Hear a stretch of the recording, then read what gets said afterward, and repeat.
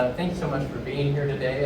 Thank you for helping me welcome Dr. Darko Cressy. He earned his bachelor's in chemistry from Harding University before going on to complete his PhD in organic chemistry at the University of Tennessee. As a graduate student in the Darko Lab, he had a really cool project where he developed these novel metal catalysts that allowed him to cut synthesis time for a few reactions from really high, averages around the 6-hour time all the way down to around 10 minutes relatively consistently, and then also was able to double the amount of product compared to the controls in those experiments.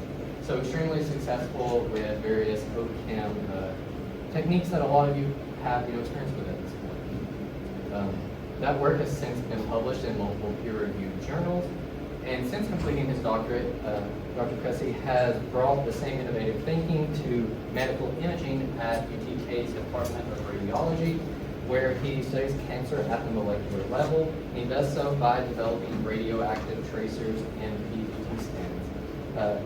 Without taking up any more of his time, I'm going to turn it over to him. So please help me welcome Dr. Darko Cressy. I am Dr. Cressy, as they say. And so today what I'm going to focus on is nuclear medicine. This is a growing field not only of research but also of practical application in medical treatment. And then after we kind of hit on that to set up the groundwork for what we're talking about, I'm going to explain kind of my process or how my career kind of took shape. And then after that, I'm going to go ahead and hit on two of the main research areas that we're focusing on over at the medical center right now. So to start with, we're going to talk about nuclear medicine, which is, we're going to start with why are radionuclides medically relevant? Because if you think about a nuclear reaction or you think about a radionuclide, a lot of times you guys are thinking of a bomb, right? Or of a reactor that could go and cause a bunch of problems. And why on earth would we want to put that in our body? But the answer to that is that there's different types of radiation that come from different radionuclides. For that we have gamma, alpha particle, a gamma particle, alpha particle, and a beta particle. And each of these has its own function, where for imaging, what we focus on are the gamma and then the beta positive.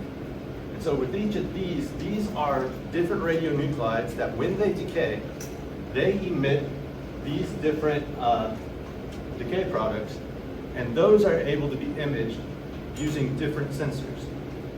We also can use the other ones, so the beta minus and then the alpha particle, those go into a therapy. So at this point, instead of just imaging it, if you have cancer inside of you or some disease, we can use these these emitters, to go in and actually treat that disease and cause it to die off. The holy grail of all of nuclear medicine, though, falls into what's called a theranostic.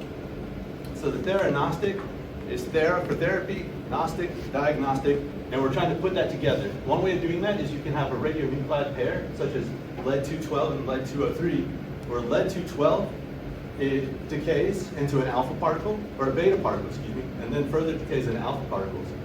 And that can be used as a therapy, but you can image the same thing using 203. And so now you know exactly where that radiopharmaceutical, that drug that you're introducing is going to go, and you know how much of it is going to go to that specific site. Another option is using lutetium-177, which it emits this beta minus particle, but it also emits a gamma electron. The gamma electron can be used for imaging. So even in that one radionuclide, you have treatment and you have imaging. All right. What we focus on in my group a lot of times is PET imaging. And so PET is with F18, is a common radionuclide for that. Let me click this play button. So if you look in this video right here, we have an electron right here that's in green, and the red is a positron. So that beta plus is called a positron. It's emitted from that nucleus during decay, and it annihilates right there. And those two yellow dots are two gamma photons that are going 180 degrees from each other. And those gamma photons are what we're going to image. And so if you go in for a PET CT, you will get put on a bed. They will inject the tracer into you, allow it to circulate, and then you will go into the detector. And again, you can see it's detecting it there. One key thing that we should think about with PET is it's kind of superior to SPEC, which is a single photon. Instead of the 2 gamma photons, we only have 1. And the reason PET with 2 is better is that as it hits the detector, they're actually able to correlate that hitting the detector with the spot 180 degrees to it. So if your detector, when this hits the detector, there has to be another hit on the opposite side of the detector. If there's not, we know that that's noise, and so you can subtract it from your image. This increases the resolution of your image. I mentioned that F18 is a good positron emitter, and it really is. However, there are different radioisotopes that do the same thing. And here's a list right here of just a few of the most common ones. The thing about radio tracer and imaging with the positron and for PET imaging is you have to have time so that way you can see what's there and you can actually make the compound that you want. But if your radionuclide is too long-lived, now you're just blasting your patient with radiation needlessly. And so if we look at these, you see how carbon-11 up here only has a 20-minute half-life. So that means every 20 minutes, I lose half of my carbon. It makes it very tricky to use. It's possible, but it limits its use to only places that have a cyclotron that can make it on site. If we come down here to fluorine, F18, we're now out to 110 minutes. So now I actually have time that during my synthesis project or process, I have time to do maybe 1 or 2 steps and purify it. And if need be, I can ship it to a different location. So now, if I make a radio tracer using F18, I'm not stuck at my hospital or wherever I made it. You can actually distribute that out to a wider range. And then you would say, Derek, then why don't we use zirconium-89, which lives seemingly forever, right? It's a good idea. However, there's a drawback to this. There are 2 of them, actually. Drawback to this is that it's branching. So what this branching number means is there are different types of decay modes. Each radioisotope doesn't just decay through one method all the time. But in the case of F18 and all these others, you see that the branching is pretty much 100%. That just means there's only that positron. That's the only thing it decays to, pretty much. However, for these metals down here, it's going to decay through that positron, but it's also going to emit other particles that aren't the positron. And so that is just excess radiation to a patient, not as good. But it's still usable, right? There's always going to be a balance between usable and what it can do versus the effects of the radiation. All right. So that's the imaging portion, right? But now there's also the therapy. In general, how does this work? One prevalent method of doing this comes through this method where we have some protein or peptide right here that there's a known receptor on the cell. And a lot of times cancer cells will have higher expression of different receptors. And with those receptors in place, because it's in a higher concentration, more of this antibody will bind to cancer cells than it will to a healthy cell. So this whole thing binds, and this little linker holds the payload, which is the radionuclide right there. And once that radionuclide is in place, if it emits an alpha particle, it doesn't travel as far. If it emits a beta particle, it travels further. And this just relates to the energy of those particles, where if you saw in the video in the middle, that alpha particle had a lower energy, so it didn't travel as far. Whereas the beta particle goes further. So the alpha particle, though, is kind of the gold or the holy grail that we have right now because it packs the biggest punch. So instead of just, what it does is it'll break DNA, it'll break the DNA strands in multiple places. And the plus is that it doesn't go very far. So if you can get it to the cancer, you don't have to worry about the healthy cells as much. And then with the beta particle, it still works. It'll do a single strand break of the DNA, and it also moves further. So it has the potential to hit more cancer cells that are deeper in, but it also has the potential to hit healthier cells. And all of this and the lethality of each of these particles comes down to the linear energy transfer.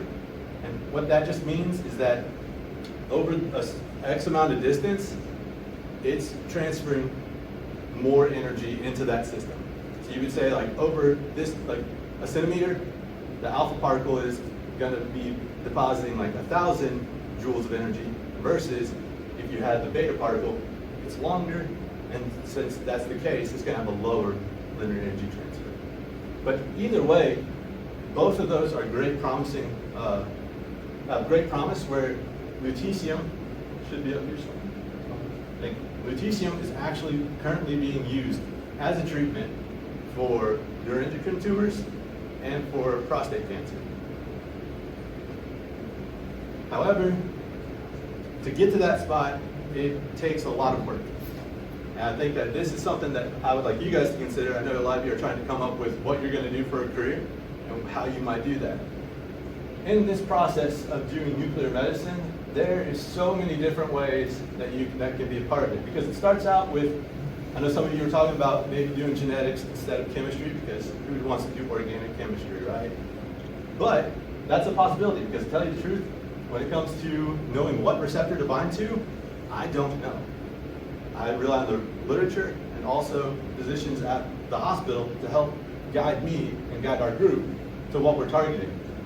Once we get to a target, we have to synthesize it. So if you are the organic chemist or even inorganic chemist, you have a spot here as well, because you can actually do the synthesis, or if it's more fundamental research, you can lay the groundwork to set the reactions that we will use to make it. Here we go ahead and we synthesize it. Radiochemist, right? It's a bit more specialized, but you have to synthesize the radio tracer. One thing I also heard floating around was that somebody's working at a pharmacy, and that it sounds like that might be an option. If you want to do pharmacy, that's a great option, because if you go get your PharmD, you can then do a specialty, and you can become a radiopharmacist. So now, instead of just the drug that you're passing through being just like the regular drug that you would get at the pharmacy, you're doing the same thing, but now you have a radionuclide attached to your drug. Right? Also, a lot of preclinical testing goes on. Oftentimes, this kind of takes, involves animal studies as well. So say all of this chemistry isn't for you. You can also be part of that here with the veterinarian or as a physicist. My boss is a medical physicist, where he's in charge of making sure all of these detectors and sensors are working properly, of looking at the images and being able to quantify and say how much is there. And so there's all these different ways that you can participate in this. And another part too is that when it gets to a clinical application, I know colleagues that one of them, she went and got her degree in kinesiology, and that was her undergrad degree, and then she then went on and took further training, and then she became a certified nuclear medicine technologist, which that is then going to be the person who is going to administer these therapies. So even though I come up with them, or might try to help make them, nobody lets me inject it into a patient, and rightly so. But these are the people that can inject it into a patient. So I just want to point that out, that there are plenty of ways that you can be involved in this, and they don't all just have to be through the route that I've taken. And finally, if you are thinking about working in there, you might consider and say, Derek, what about safety, right? Because if you're working with radionuclides and you're around it day in, day out, how do I know that I myself am going to stay safe?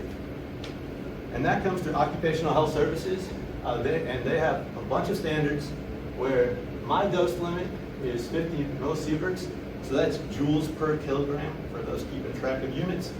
But really, what this comes down to is that for me, I can hit 50 millisieverts in a year.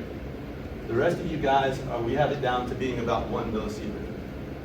As the public, unless you're getting a therapy or something, you're never really going to hit it. Even if you go in for your CT, you go in to get your x-ray, dentist, dental things, you're going to probably increase your exposure to radiation by taking a trip to Colorado and hiking a mountain or going up higher in elevation, more so than kind of hanging around with this. And if you're still worried, that's fine and good. But they track us. So we each have these dosimeters on us whenever we're walking around and working. So this is a full body one that I keep right here for the chest. And that measures the full body. And these are rings that you would have on your fingers, right?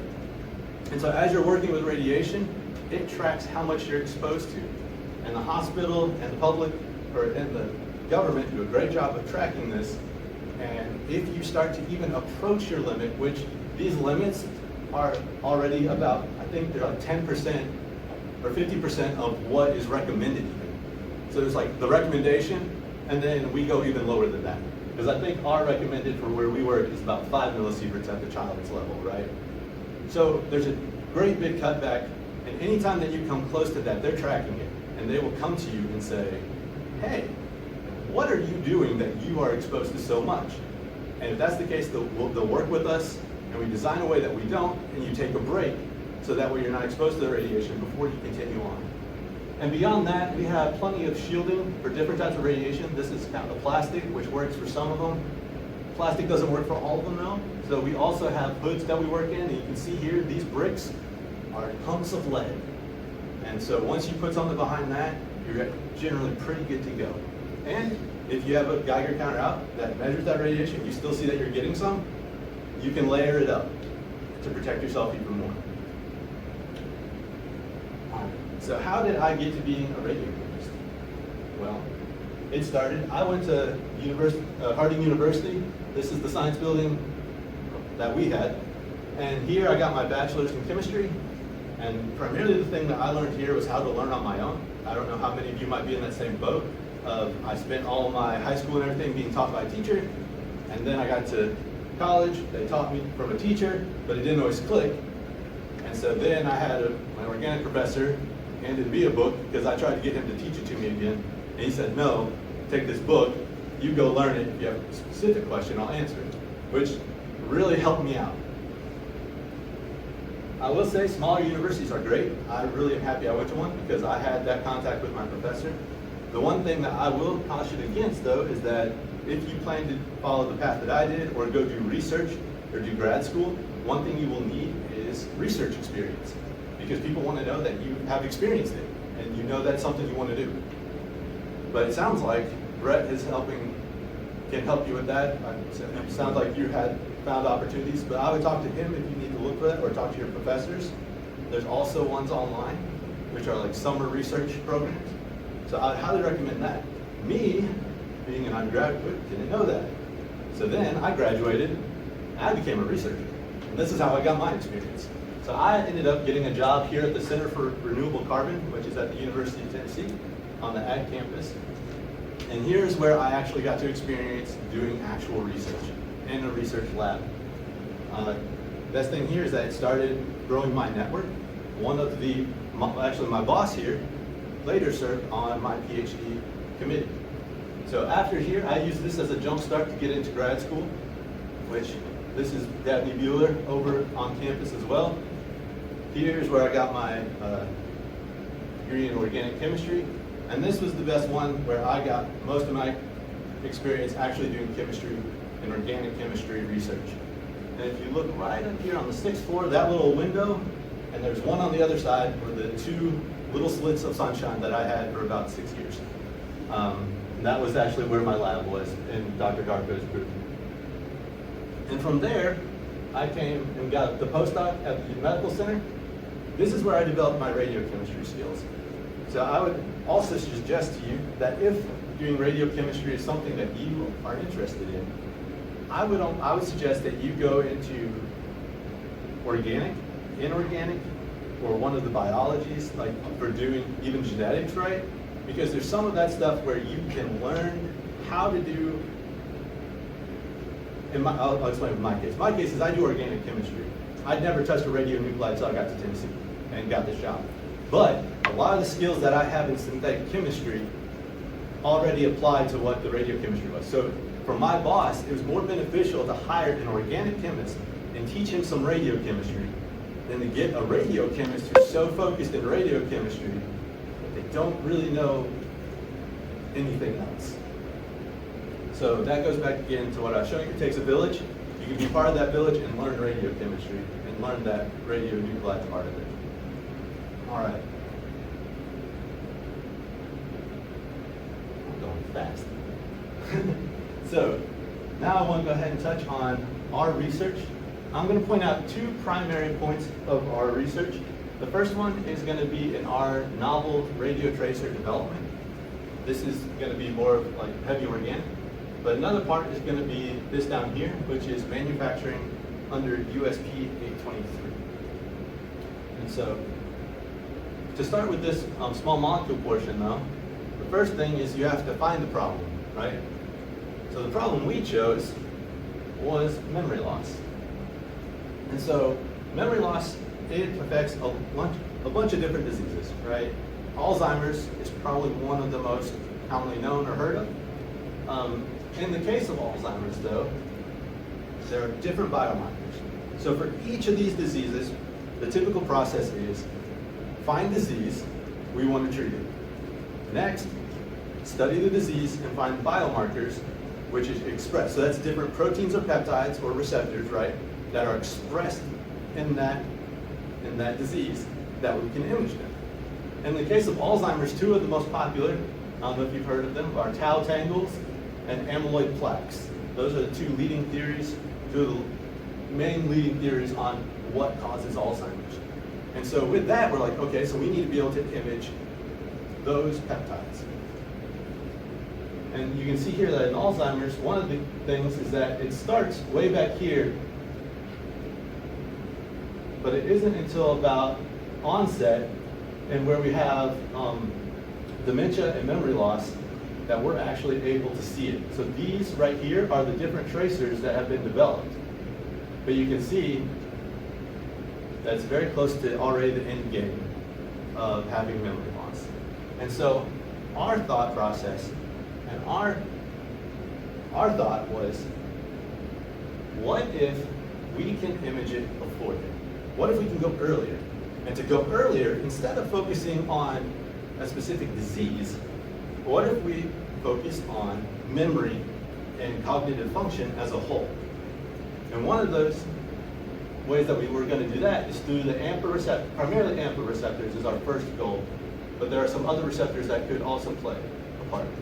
And that comes into long-term potentiation. So this is one of the leading theories on how memory formation occurs, and then also how your cognitive acuity is maintained.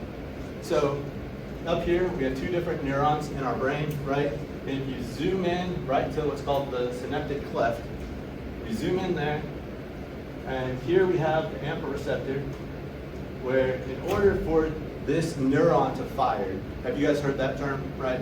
A firing neuron, right? In order for that to happen, you have to form a potential between the two, and then form a potential that goes down the whole synaptic chain, right? That's done by an influx of ions inside the neuron. So in order to get that potential, we have the sodium ions that will come in, as well as we have calcium that will eventually come in. But the AMPA receptor is one of the primary ways that starts, where the glutamate is released, it binds, it allows that AMPA receptor to open, and it causes this cascade that then causes more AMPA receptors to form. And so those AMPA receptors then get incorporated up into the cleft. And it's thought that by having more AMPA receptors, that results in the memory formation, and that if you have more AMPA receptors, it's easier for those neurons to fire, and therefore your cognitive function is good. Conversely, right, if you see a deterioration in the number of AMPA receptors, that could be indicative that you are losing cognitive function or that your memory is decreasing in that regard. And so that is why we chose this, is that it focuses on the fundamental memory process and it's not disease specific. Previously, right, tau and amyloid are specific for Alzheimer's. Our hypothesis is that we could do this and develop it to be applicable to Alzheimer's, Parkinson's, Huntington's, or anything that we follow the same path. So that all sounds really good, but now we have to figure out a way that we're actually going to test it. And so we looked through the literature. Another thing, if you start research, literature is, I got a head nod back there. Literature is like, 50 to 80% of what you're doing. If you're having a really hard time in the lab, it's probably because you didn't do enough literature search to alleviate your headache later on. But we were looking in the literature, and these are already known compounds called racetams. There's a large array of them. They're nootropics, so it improves brain function. So if you're studying, you should go out and no, I'm joking. It's not exact. They do bind to the brain, and that is proven. But a lot of the improved memory is anecdotal evidence. But these are available and have been studied a fair amount. So we know that these, especially aniracetam, actually binds to AMPA receptors. Phenylpiracetam and nefuracetam bind to GABA receptors and to a DAT protein, which is dopamine transporter. All that to say is that those other two receptors are also part of that long chain of signaling cascade through for long-term potentiation. Okay. So we chose them because they will bind to the receptor that we want. However, it'll also bind allosterically, which means that it's not going to block the function, and it should be able to be released after a certain period of time, right? It's not going to be irreversibly bound there. So if we do put radiation there, it's not just going to sit and cook it, right? It'll go, we can image it, and then we can move on because it gets displaced. The way that we would use this is through this process right here. It's going to be a longitudinal study and monitoring, where say you come in and you have a history of Alzheimer's disease in your family. You would come in at an early point in time, and we would give an initial scan. And that would give us an idea of the receptor density, and then you would go on with your life. And you'd probably come in maybe after a year, 6 months, some determined point of time, right? You'd come in and we'd give you another scan, and we would see, has there been an increase? Is there a decrease, right? No wrong answer in this, it just tells us what's happening. And in that case, you keep coming in for after a year, right? And ideally what you would want to see is this right over here. Or going into more intense coloring, right? Because that means you would have more receptors. What we don't want to see though would be this, where you see that over time, there's a decrease in receptor density. So in order to do this, we need to radio label and make radio labeled variants of these. And we decided that we would go with F18. So it is possible, right, that we could have radio labeled these with carbon 11, or possibly even nitrogen. But because of the reasons I mentioned earlier, we went with F18 because it's easier to work with and it would be more impactful in the long run. And so these are the targets that we set out for ourselves to make. So in order to test the hypothesis, we get to synthesis. And so for the first analog that we have, this was the one that extended this little tail onto the methoxy group. I will point out too that a lot of this, I think, a lot of you in organic, right? This should look pretty straightforward-ish, all right? So thionyl chloride, right? We're just taking the chlorine and it's going to replace the hydroxyl group, right? It's going to push those electrons up onto the oxygen, come down, and kick off the hydroxyl, right?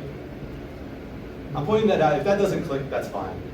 I just wanted to make a point here that a lot of these, even here, where we had the triethylamine reacting with prolinone, it's going to deprotonate and do the same thing. A lot of the reactions that you're learning now are the bread and butter of what a lot of chemists do, okay?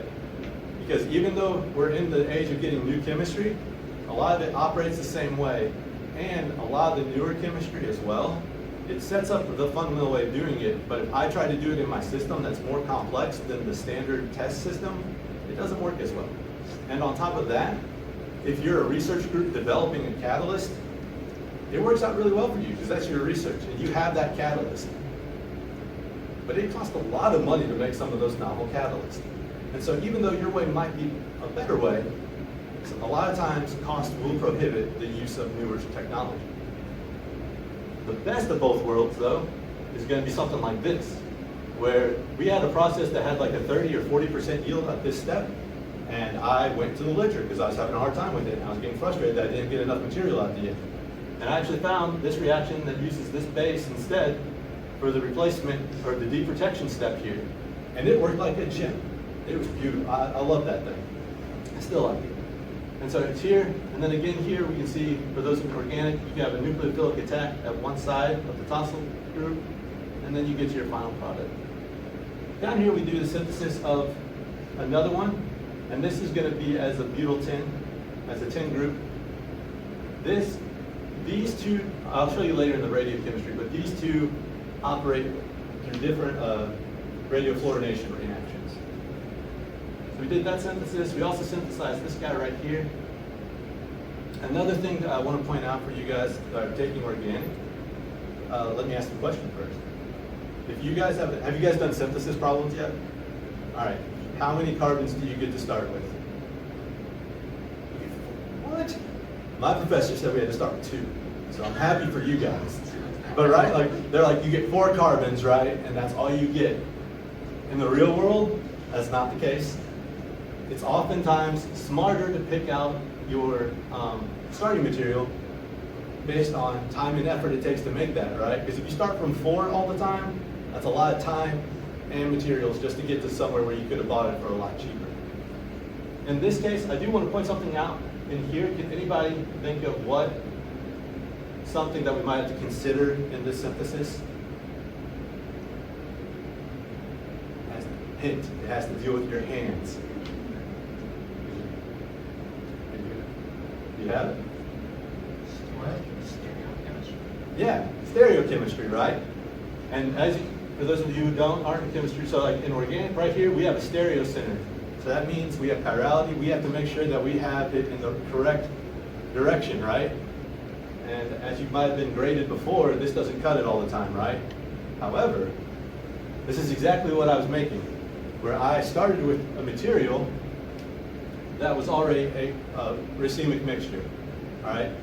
And the reason we did this is that both the R and the S variant of this enantiomer bind to the receptor that we want. It takes a lot of effort, and it's harder to make a single enantiomer or to isolate it.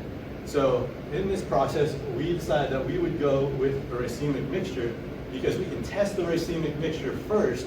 If we get any binding, right, and it shows that it's working, then we can go back later and then we can put in the time and effort to make it stereo selective. All right. And finally, there's nephiracetam, which we haven't quite synthesized it entirely. We're at this last step right here.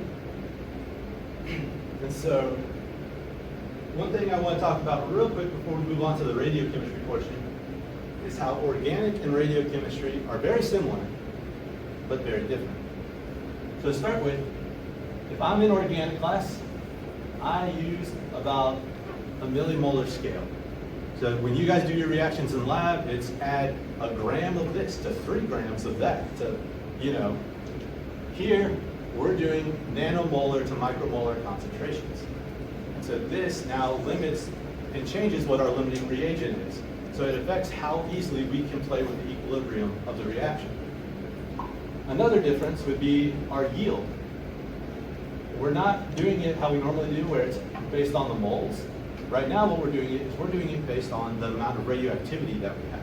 And there's 2 ways that we can do it. The first, or one way, and my preferred way, is the non-decay corrected yield. So this is simply, at the end of my reaction, I have isolated my product, I measure the activity, and that is put over the total activity I started with times 100, and it gives me my yield. Another way that you can do it is decay corrected. And so where this happens is I still take my final product, I measure the activity, but then I say, okay, if I have this much activity now, and I backtrack it to say at the start time, how much activity would I have, right? And so you correct it back, and it increases your yield magically, which it looks better in a paper, but you do have to put decay corrected yield so everybody knows that you just kind of increased it.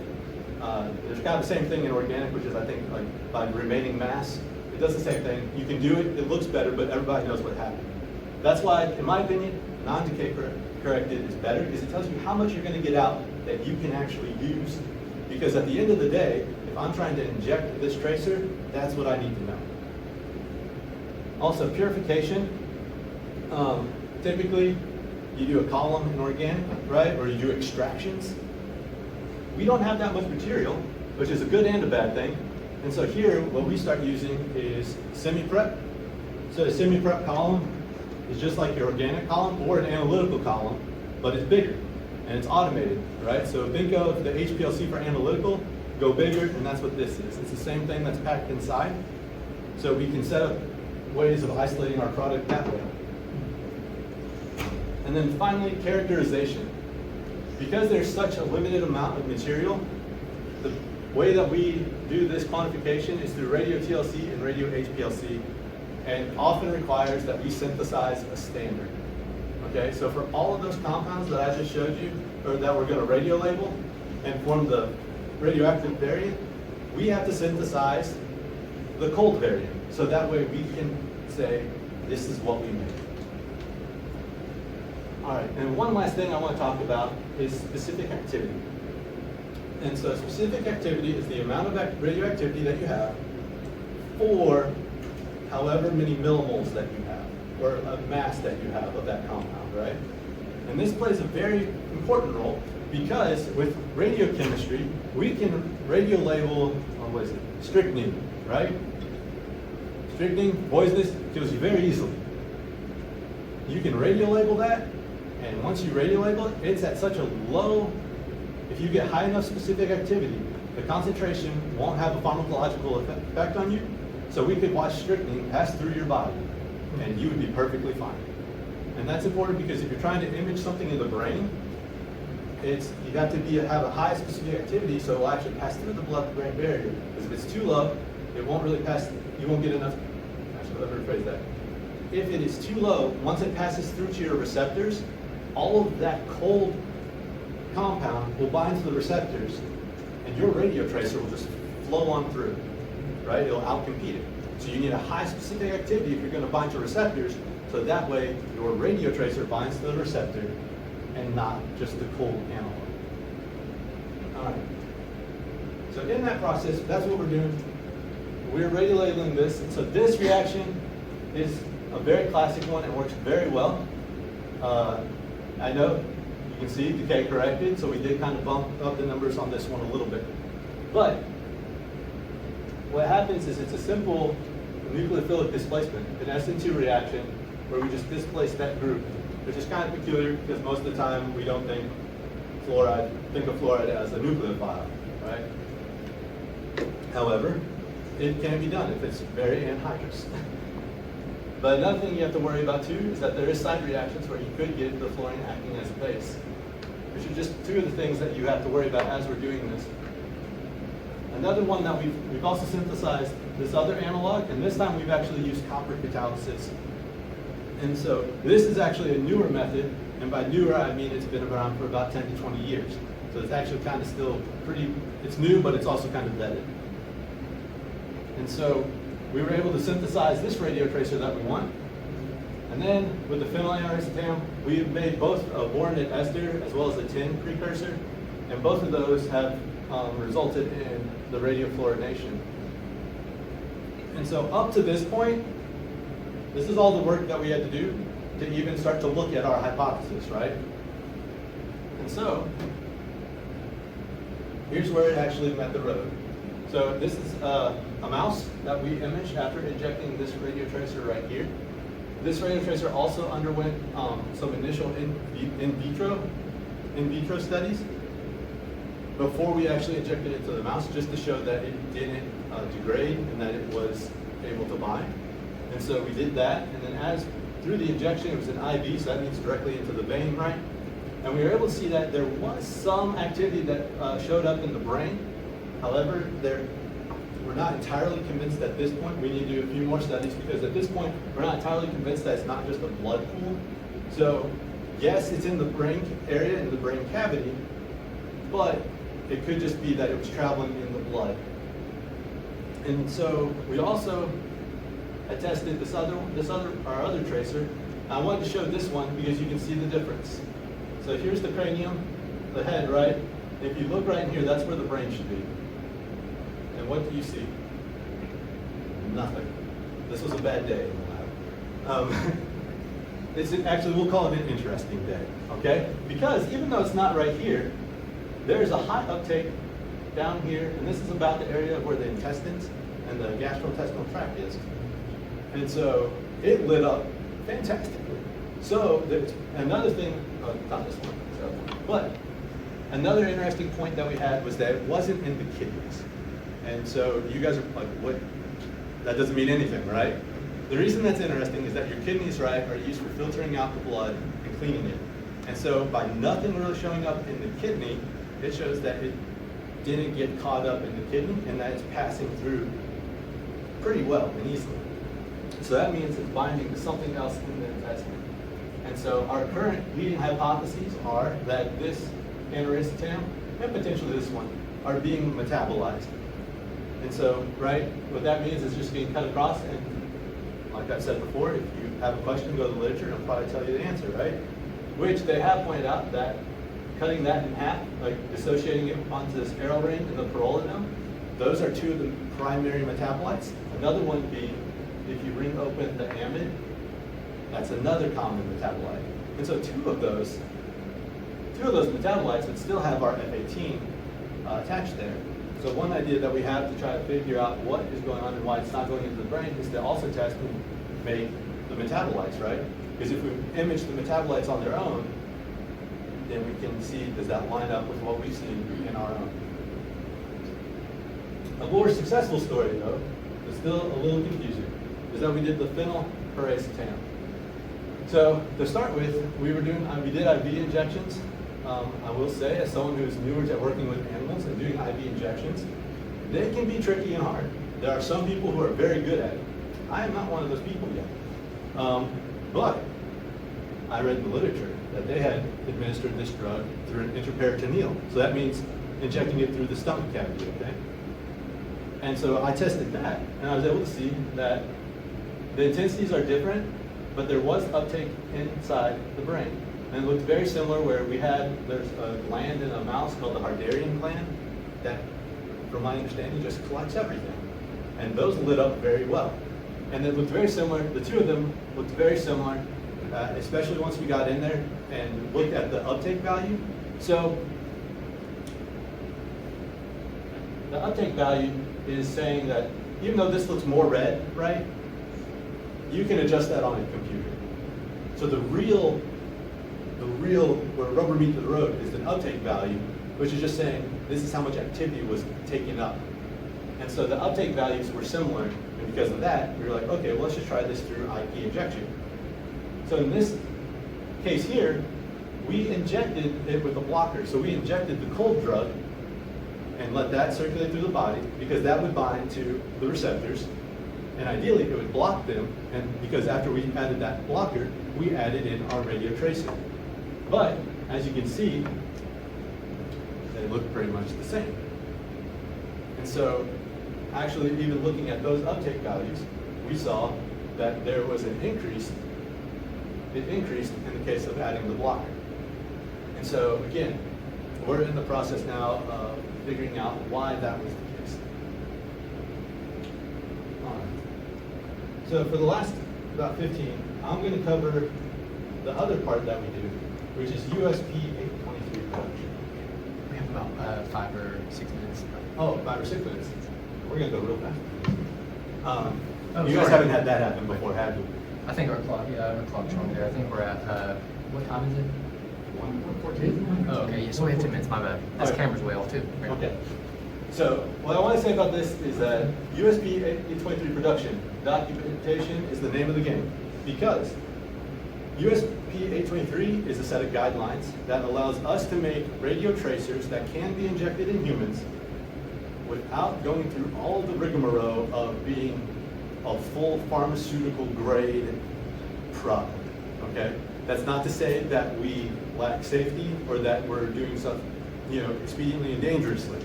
Far from it. But it allows us to go ahead and help researchers that want to look to research things, right? I showed you in the synthesis, it takes a lot of work and a lot of effort to get to the point where you're gonna image. Many people, especially if you're a physician, don't have time to do that. So they're like, give me the radiopharmaceutical, I will inject it and conduct my study, and away we go. And that's where we come in. To start with, we have to document everything that comes in. So if you get a reagent, a syringe, a needle, anything that's going to be used in this process, you have to document when you got it, how you got it, where it came from, and that it was stored properly. From there, though, anything that we do has an SOP, and that's a standard operating procedure. The SOP is the book and the holy grail of what you do. If it's not written there, you can't do it. Also, in the SOP, if you say, I will take a 1 mil syringe and draw up to like a half a mil, you better not go get a 2 mil syringe, because in your SOP, you said, I will use a 1 mil syringe and take up half a mil. And then finally, this is for even just creating a calibration table, which we need later on. But then we also have what is called the batch record. This batch record outlines exactly everything that we will do, all the quality controls, and it's the final report that has to be filled out before we release anything. So once we start and we have a target, the first thing that we do is we make up all those SOPs. Because if you don't have an SOP, it doesn't matter. Once we've made all those SOPs and finalized them, we'll start with the calibration table. This should look familiar to a lot of you, right? Where you just take your different concentrations, you get a response, and you make that calibration curve. The trick with ours is that not only do we do this calibration table, we also will do, on a day of a run, we'll do what's called system suitability. And this is just another safety check in there that says, my HPLC runs how it's supposed to, I get this result that I'm expecting, everything is okay for today's analysis, right? Because you have to check not only your product, but you have to check your machines that are checking your product. Once we do that, we also have to set up a vial. So this is our ISO 5 clean room. This is the door. It has all the motors and fans and belts. There's a biosafety cabinet in there too to make sure that everything is germ-free. When we go in there, we gown up, we glove up, we mask up, we hairnet up and booty up with covering our feet before we ever go in there. And that's where we form this sterile vial. This is where our product will finally come. If you see here, this is a vent needle that we put on it just to allow it for when we put our product in. This right here is a sterile filter. We make our vial in an aseptic area. The synthesis does not occur in this aseptic area. This filter right here cuts out all the bags. So as it goes through and it comes through that filter, whatever goes into that product vial is good to go to be injected into humans. We also will prepare these guys. This is both of these are set pack cartridges with different things. This will trap F18. This helps purify our product at the end. This is our workhorse. I was talking to you about protection. This is our massive protection, where here we do all this. This is all lead lined. We have manipulators here, so the robotic arms inside with little grabbers if we need to go in and do something. 4 millicuries, or 4 curies, is you can think of as kind of melt your face off radiation. It doesn't melt your face off, but you can think of it as that much, right? I can put 4 curies behind that into that lead box, and I can't track it on the Geiger counter outside. It's that good. So it's because we'll do some of those that's so high, everything here is automated. So this is our Sophie box, Sophie Elixirs box, and a pure form over here. This is how we purify it. That column that I showed you, the semi-prep, sits right up here. And so how this works is we get F18 from our supplier at PetNet, and we take that and it goes up here to number 2. That's the QMA cartridge. This traps out all the F18. After that, once it pulls out the F18, the rest of the water goes here because F18 is in water, and it goes down to this vial down here and we reuse it. Once that happens, we then elute all of the F18 off into our reaction vial. And then we have, once it's into the reaction vial here, we can run the reaction where we do add different reagents, heat, dry, everything that we need through this preset system. So it's fully automated. We created the little sequence and we hit run. And it does it. We don't have to get our hands in and get dirty or irradiate. Once that's done, we transfer it through here over to the semi-prep HPLC. At the HPLC, it gets purified and it gets put into that sterile vial that we can then ship out. And that can be injected into our patients. This right here is the big long list of stuff that we do to ensure that it is safe. All of these are the quality assurances that we do. I'll go through these real quick in order, but pH, you guys thought it was silly. We actually use these things and they work. So it might feel silly, but it works. This is for testing TBA, tetrabutyl ammonium chloride. And so here we have our reaction. here's our standard of TBA with our reaction, and then the standard, and then just our matrix, so that's the saline that we, or whatever we put it in. And you can see here, this ring around it is a positive test for TBA. Our reaction does not have TBA. So that tells us that we meet the criteria and that it passes. This right here is for the filter, and it's for a bubble test. So that little filter that I showed you that makes it sterile, I have to make sure it's working. The way we do that is we push a lot of pressure through it, and if it doesn't break, that means that it was doing its job. And that means that test passed. And then we test it by HPLC. Here we're looking for the specific activity. So here you can see there's a really tiny amount.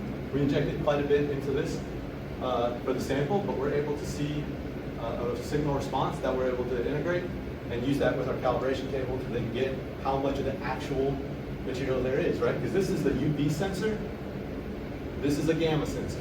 So you can see there's a lot more radioactivity in there. And so from there, what we can do is we need to say, for the specific activity, we have how much we have, the amount of the product, and then we just take however much activity we measured over that, and that gives us a specific activity. And it's pretty straightforward. We also need to make sure that it is a clean product chemically, and the best way that we do that is through the UV vis, where the total integration amount has to come, you use the same calibration curve you did for your product, and you use it for any unknown peak. That is not technically, I know every chemist in here is crying at that idea, because that's not how it should be done, but it's the best that we have. And so with that though, it still remains very, very low, and we typically get very, very clean peaks because we're using that semi-prep to isolate our product. We also need to make sure that we have radiochemical purity. So if you see here, right, it looks like in this case everything's pegged out, so it looks like we have a whole bunch here. But what we do instead, actually I'll get to that in a bit. What we do is we kind of start diluting it, right?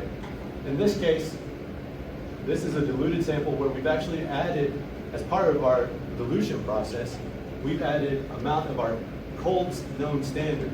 And you can see that the coelution comes out at the same retention time as our radio peak. And with this, with all of these tests that I'm telling you about, we have set standards that this is what it has to be. These are the standards that it has to meet. And so finally though, we look at its radiochemical, you can dilute it even further, and you can see that this, in this case, is very pure. You use the integration values of those to tell you what its purity is. But every time we've done it, it has to be 95, greater than 95 to be released. This here is an example where it did not pass, and that was a very sad day. And finally, what we have to do is also, in our chemistry, we use different solvents for purification, for reagents, right? Some of those are these solvents here where we use methanol, ethanol, and acetonitrile.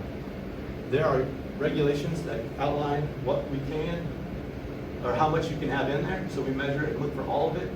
However, in all of our samples, we typically will only get the ethanol because we do use ethanol to dilute our product, and we follow the regulations where about 8% ethanol is an acceptable amount. And we shoot and hit that, and this is how we make sure that we hit that. And finally, if we're doing peptides, we've done this with another sponsor before, that they had a protein, and we also needed to make sure that we didn't change any of its binding to the receptors. But I showed you previously, it was all small molecule. If we're doing receptors, we will also do some ELISA just to make sure that we haven't disrupted its binding ability. And through all that process, if any of those QC checks come up that didn't pass, it fails, it never gets shipped out or used, and it's just a long day that went down the drain. But with this, all this work was done by myself, Dr. Akula, Dr. Blevin, David Blevins, as well as these two are the girls in our group, or women in our group that are on the clinical side, but they help with our production process as well. And so we got the funding for this from the ARI, as well as these were our corporate sponsors. And with that, I used up all of your time. But if you want to stick around, I also have some of the stuff that I've shown. I have it in person if you wanted to see it and look at it, and I can take any questions that you have.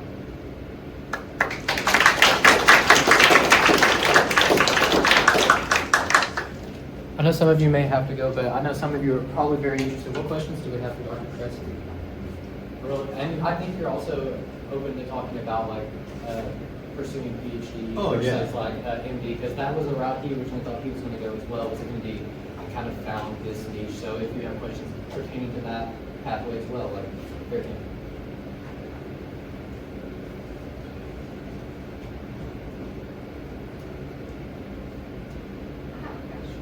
So I do stuff with pharmaceuticals that are air sensitive, and so it's not even like this. But when you pop the lid, you have the timer starts, right? And you have to move fast, and you have to be good, and you have to move fast and get everything done well. Do you feel that pressure a lot with the radioactive radionuclides? I would assume you probably would, but I don't know if you want to talk about that way. It comes and goes. It depends on what we're making. So if we're making something that I know we're going to make in a high quantity, I don't feel as much pressure because, like I said, we're using F18. So that clock that you see is longer, so I feel better. But there's also a project, so a lot of those traces and stuff that I showed you is for a project where we ship a product 7 hours. So 7 hours, you can think about, that's about 5 half-lives. It takes out a lot of the work. So like with those, our margins are a lot thinner, and that is very much even in the synthesis, I feel it just needs, you have to click it and make it go. And that's one of our projects that we're trying to get published too, is how do you do that? Because one of the ways that we help with that is like, there's a lot of quality assurance that goes with it. So we would actually, with that process, we ship it, if it's made, and we do 2 quality checks to make sure to see how much ethanol is in it, and we do the bubble test. Because both of those, if they fail, we have it, there's SOPs that we have that are written in that we can adjust and dilute it more if we need to. And because of sterility, we can draw it back up, make a new sterile vial, pass it through a different filter, and check that filter. So there's something we can do there, right? So we'll test those before we ship it, and then we'll do the rest of the test. And while it's going, but in that case, we've talked with our sponsors, and it's not released, like it's not a released drug, even as it's driving. It's not until we've completed all of our other checks. And so that's something that helps alleviate it. But then like with the mice research, I forgot to mention this, it had like 1% yields, right, and 3%, and you guys might be dying inside. I'm kind of happy about that, because those are actually pretty good. And for a mouse, it only takes about 20 microcurie of activity to get a good image of a mouse. In respect, it takes 5 millicuries to get a good image of a person. So really, you don't need that much to get a good image. So in those cases, there's not as much of a time. It doesn't feel as bad. Do you see this as like a preventative measure down the road, like a preventative treatment, where something along the lines of like, you know, colonoscopies or something like that? Like, is that the goal, to get this safe enough such that you hit a certain threshold where everyone else is a concern and then you can start being tested? Yes, that's the goal with a lot of these. Like any PET tracer, especially with the imaging focus, the goal on that is can we detect it early enough that we can start treating people? Because a lot of the Alzheimer's treatments, once you hit dementia or cognitive decline, any treatment they have isn't as effective. So if you can get it earlier, those will be a lot more effective. So that's kind of the goal with those. And again, it would come into, you know, having prioritized if you have a history of it, you know, but that's kind of where we're going with it. Time for 1 or 2 more questions? Where does your F18 come from? It comes from PetNet Solutions. So it's just Located right down the hallway. So at the medical center, PetNet Solutions has a cyclotron right in the back of where we work. And so with those guys, we tell them what we need. They'll go ahead and do all of their runs for the area hospitals. And then once that happens, they can wheel it right down the hallway for Because us. a lot of stuff comes from Canada and other places. The clock's really. Yeah. And so the technetium, right, I think is the one that's from Canada, and that one is, okay, yeah, but the F18 is in the cyclotron, and we have easy access to it. And that is also on I mentioned the water, it was kind of passing on, but that's 18, oxygen 18 enriched. And so if we save that water, we can get that back to PetNet. They'll purify it a bit, bombard it again. So as long as we're not losing that, they're not losing too much on giving us us getting the F18. So The close proximity is a good thing. It is a fantastic thing. And actually, for that, our big project, like I said, we do one project we use 4 curies. They actually found that we have a pipeline from that cyclotron that goes under the ground and can come up into and pipe directly into that big hot cell that we have. So we're working on developing that out so that way if we do need that high of activity, instead of us having to wheel it across and throw it in, it's just piped right into it.